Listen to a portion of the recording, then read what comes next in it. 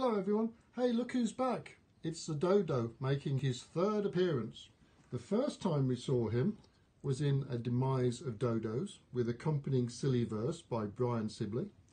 The second time we saw him was in Don't Do What the Dodo Did with accompanying verse by me.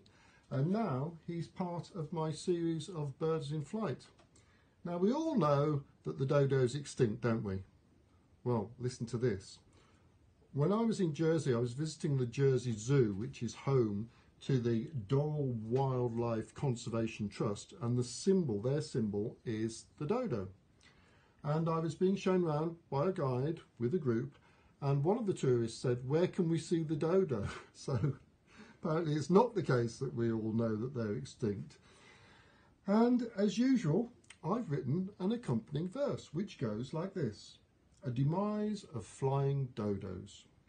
Look at this silly dodo, defying all things, flapping like crazy with those tiny wings. His head is in the clouds, his friends have all gone, but he has to keep on going because he's the last one.